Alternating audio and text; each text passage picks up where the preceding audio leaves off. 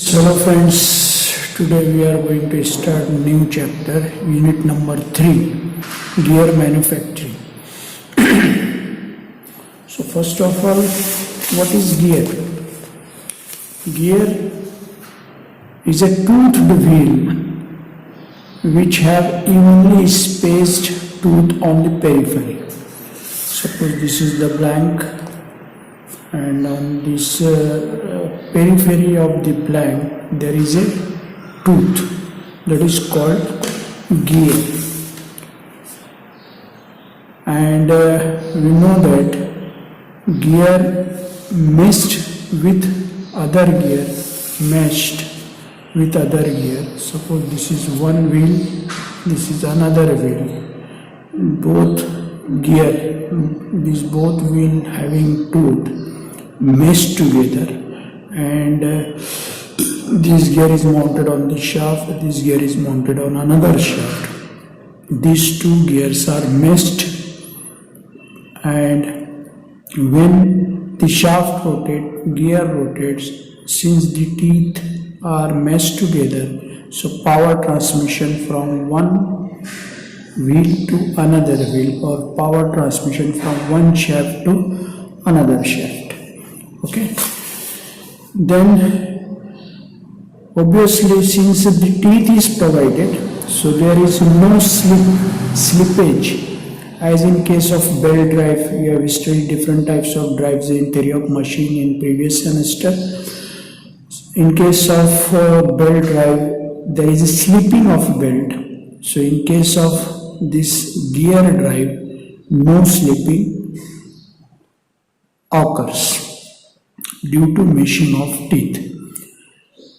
The methods of gear manufacturing is by casting, stamping, machining, or powder metallurgy process. Casting, all of you know that you have to prepare the mold of same shape that you want, and pour the molten metal into the mold. After solidification, you will get desired casting. Stamping means the gear used in watches or gear made by sheet metal can be produced by stamping. You know that in post office, postmaster is stamping on the letter. So similarly, the die is made according to the shape we require, and the cutting tooth are there, and this stamp on the metal sheet, so you will get the desired shape of the gear. That is a stamping method. Then most commonly method used in practices is gear machining. Now we will see the types of gears. Gears can be classified according to the position of the shaft axis, and second one according to the peripheral velocity of the gear, and according to type of meshing of gears. So gear can be broadly classified as position of the shaft axis, peripheral velocity of the gear, meshing of the gears. Now you can see here in the figure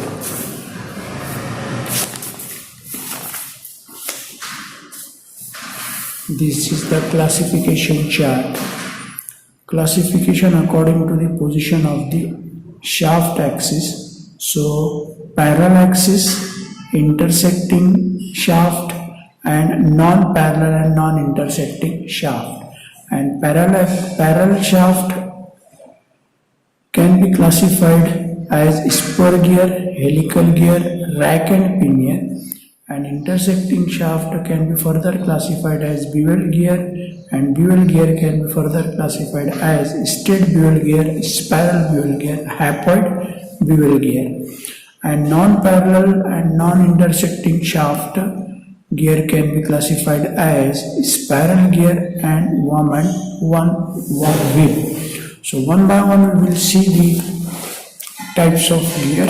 So first one is spur gear. You can see in the figure there is a small gear and a big gear, big diameter, and two shafts on which it is attached. This is one shaft, this is another shaft. Both shafts are parallel to each other, and small gear is called as pinion, and wheel or bigger diameter wheel is called spur, and the teeth are parallel to the axis.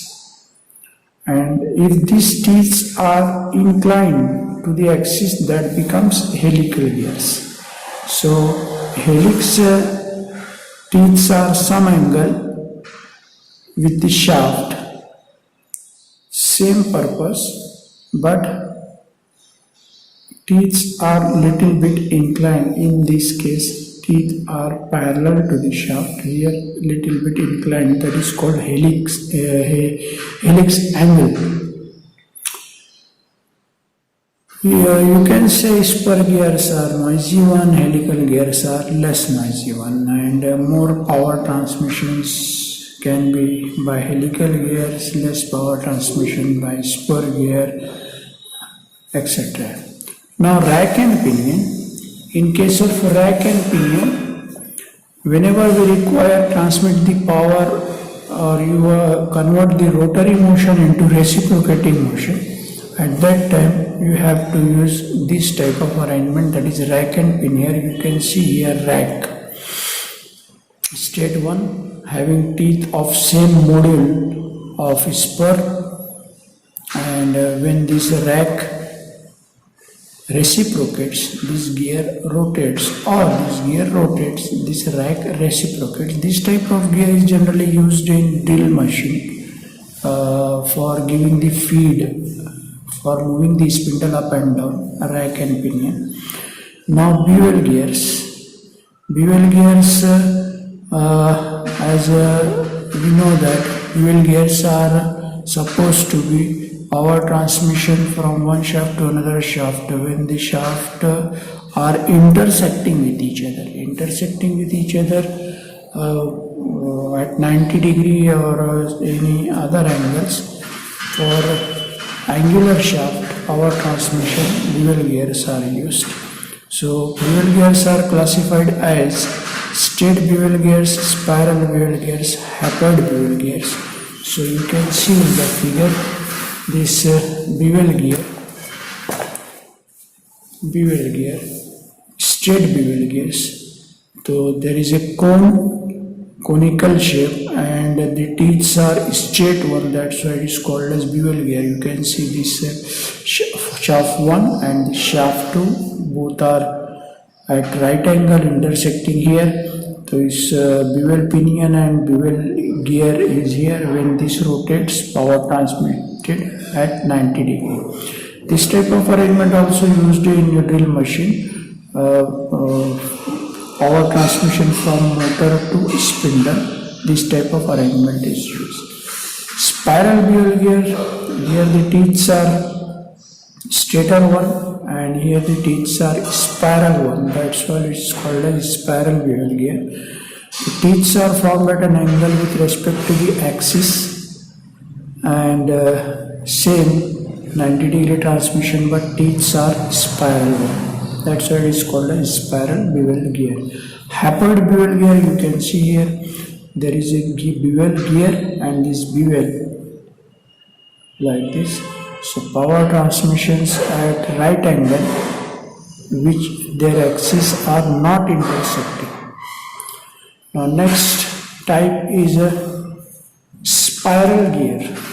Spiral gears means the power transmitted from one shaft to another shaft when shafts are non-parallel and non-intersecting. In case of spur gears, shafts are parallel to each other, and in case of bevel gear, shafts are intersecting. But in case of spiral gears, shafts are not parallel and not intersecting. You can see in the figure, this is the shaft and this is another shaft.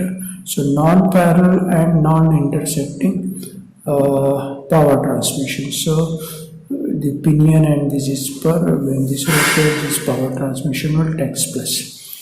In this category, there is a worm and worm wheel. Worm and worm wheel you have seen, you might have seen in applied mechanics practical. There is a worm, looks like a screw, and there is a gear. When this worm rotates, this gear rotates.